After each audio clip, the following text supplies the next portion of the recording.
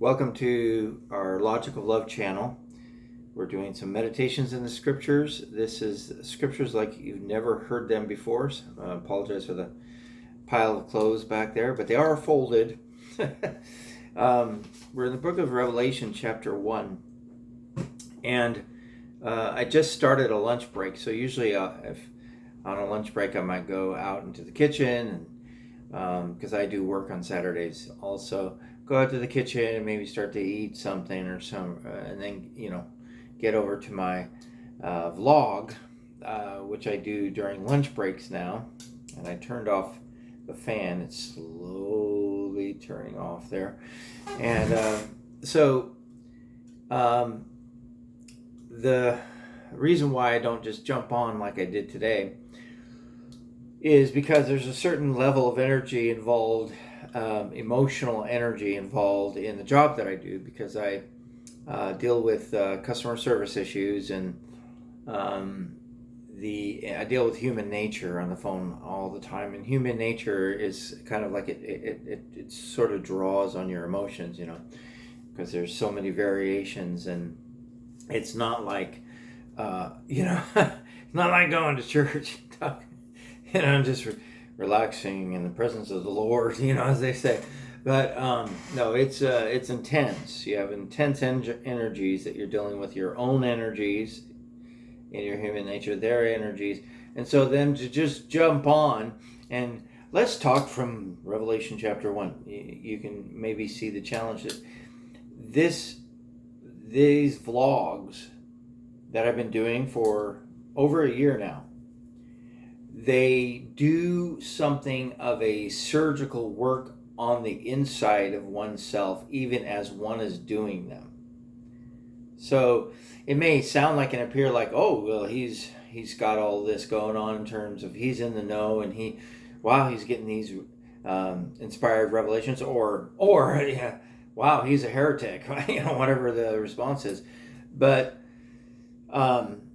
it's actually a word that's also cutting into my inner man and cutting and shaping. And, when you think about Moses, he went up to the mountain and he got instructions on how to build the tabernacle. That's a type and a shadow of something that's happening, needs to happen on the inside of us. Paul said we are his workmanship. And so, if you think about the process of constructing things, constructing a building, etc., there's a saws going on, and there's wood chips are flying, and or sometimes the example is a potter, making pottery and taking the rocks out and then forming it and then throwing it in the fire, and all this is going on the inside, and we don't see it. We don't have the privilege of seeing it, but we can discern it potentially spiritually. And the book of Revelation, for example, talks about a city. It goes from the garden, and by the way, we've been reading Echoes of Eden, book 1 with J. Preston A.B. We're going to return to read that this next week. So there's a week off. There's some incidences over the weekend, got me behind. So I've just been talking from the book of Revelation. And the book of Revelation itself goes from a garden in Eden to a city called the city of, kind of like the city of Zion, the city, which is a representation of the beautiful bride as a city. Well, what does it take to produce a city? Now, there was a man that was kicked out of a garden one time who produced the first city.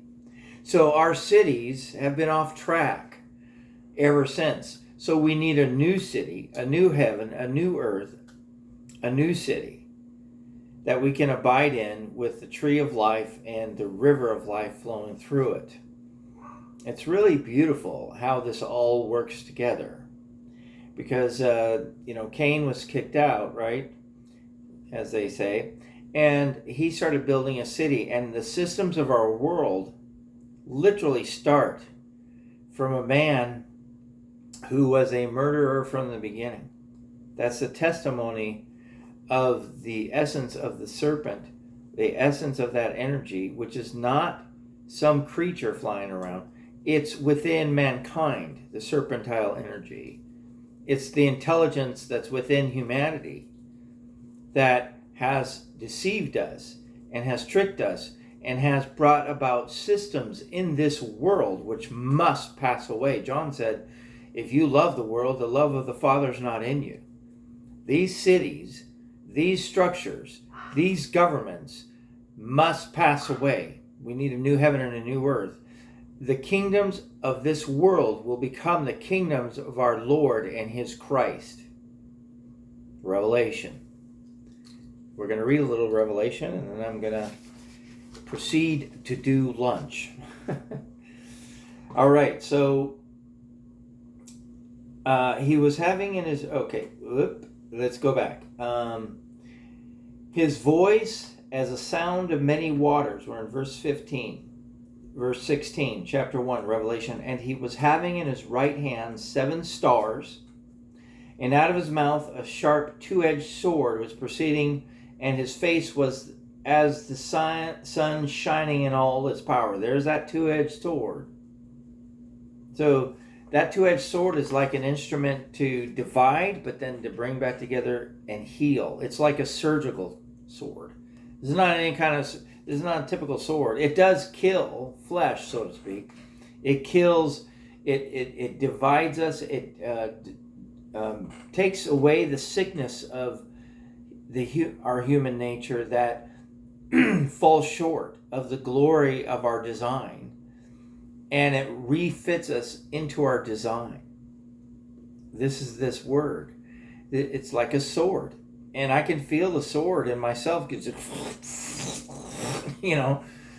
Of these words just, and let me tell you, what I've found is that the more that gets cut away from my life, the more is revealed that needs to be cut away. If you think of a house maybe that has mold in it, for example, and maybe you have just a little bit of an evidence on the wall, and maybe they go in and they go, oh my gosh, and they go in and they go into layers and layers and layers and layers of mold that was not visible because it was covered, those kind of things. That's kind of the thing that happens in our human nature sometimes, is like that sword or that cutting instrument, gets the sheetrock out of there, and all of a sudden there's revealed things that we didn't realize was there. So the word is a life-giving tool to regenerate us and reborn us and renew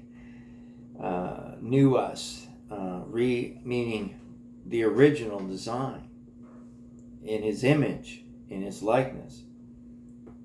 And he was having in his right hand 7 stars. When I saw him, I fell at his feet as if I were dead, and he placed his right hand on me, saying, "Be not afraid. I am the first and the last, and he who is living, and I became dead, but look, I am living to the ages of the ages, and I have the keys of the death and of the Sheol. So write the things that you've seen, and the things that are, and the things that are about to come after these things. This is the mystery of the 7 stars that you have seen upon my right hand." So now he's going to tell him about the 7 stars. "And the 7 golden candlesticks, the 7 stars are messengers of the 7 called forth communities. The 7 the candles are the 7 called forth communities." Now, the messengers are not pastors. That's common theology, and I don't really have time on these vlogs to go into all these details, but we're not talking about pastors over churches. Another Christian doctrine. When we go into the Bible and interpret the Bible based on our Christian doctrines, we're going to come up with all kinds of interesting things that aren't there. This is the spirit of truth. This is literally the messenger he said, "I would send my messenger. I must go away so that the spirit of truth might come." He sent them, the spirit of truth. This is literally the Ruach HaKodesh of the churches. So look, it says, the 7 stars that you've seen right here, and the 7 golden candles. The 7 stars are messengers of the 7 called called forth communities. So it's the Spirit of truth working within those communities. That's the messenger. It's the one, remember, I must go away so that I send forth the Spirit of truth so that it will lead you into all truth. This is what's happening. This is what it is. That's what the 7 stars are. You know, the North Star, people say, where's the North Star so I know where to go? Lead you into all truth. And then the candlesticks is literally the light. Let your light so shine before men that they might glorify your Father in heaven. So in other words, a light, you don't put a light under a bushel, you set it up on a hill so that it can be seen. So the light is the glory upon those that are called out. All right, so due to time, we're going to continue this later. We did end chapter 1, and I'll tell you, that was fast, because in reality, even though this is part like 15 or something on this first chapter, the reality of it is that first chapter, we could spend probably years on it, to be honest.